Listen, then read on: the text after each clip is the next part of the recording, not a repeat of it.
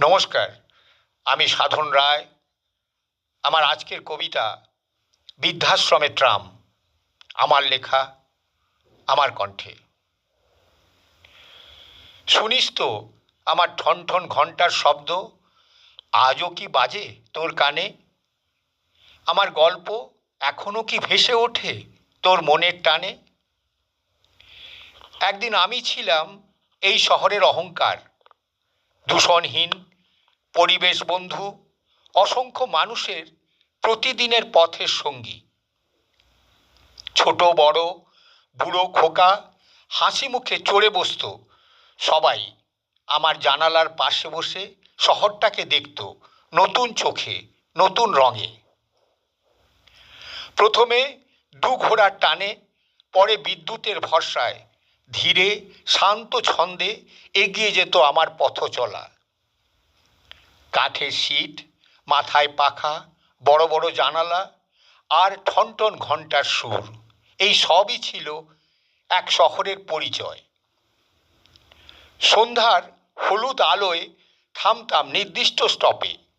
গরমের দিনে আমার খোলা জানালার হাওয়ায় জুড়িয়ে যেত ক্লান্ত মানুষের প্রাণ। বাদামি পোশাক পরে কন্ডাক্টর, হাতে টিকিট, কাঁধে ঝোলা, আঙুলে গোনা খুচরো পয়সা, আর সবই স্মৃতির অ্যালবামে বন্দি। ভোরবেলায় আমি জেগে উঠতাম সবার আগে। রাস্তার আলো তখনও নিভত না। নিজের পথেই চলেছি, কাউকে ধাক্কা দিইনি কখনো। তবু আজ ধাক্কা খেয়ে দাঁড়িয়ে আছি সময়ের প্রান্তে। প্রেমিক প্রেমিকার কত না ফিসফিস কথা, বৃদ্ধদের নীরব দীর্ঘশ্বাস, শিশুদের হাসি, সব জমা আছে আমার বুকের ভাঁজে। খেলার মাঠে ভিড় হলে হাতল ধরে ঝুলতিস, টিকিট না কেটেই হাসতে হাসতে চড়ে বসতিস আমার বুকে। কম ভাড়া, বেশি জায়গা, স্বস্তির পথ চলা, তাই আজও অনেকে আমাকে বাঁচিয়ে রাখতে চায়।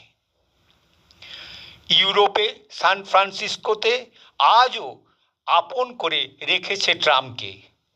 আর তুই কলকাতা আমাকেই পাঠিয়ে দিলি বৃদ্ধাশ্রমে। বলতো, আমি কি শুধু জাদুঘরের স্মৃতি হয়ে থাকবো, নাকি আবার কোনো এক ভোরে আমার ঠন ঠন ঘণ্টায় জেগে উঠবে এই শহর? ধন্যবাদ।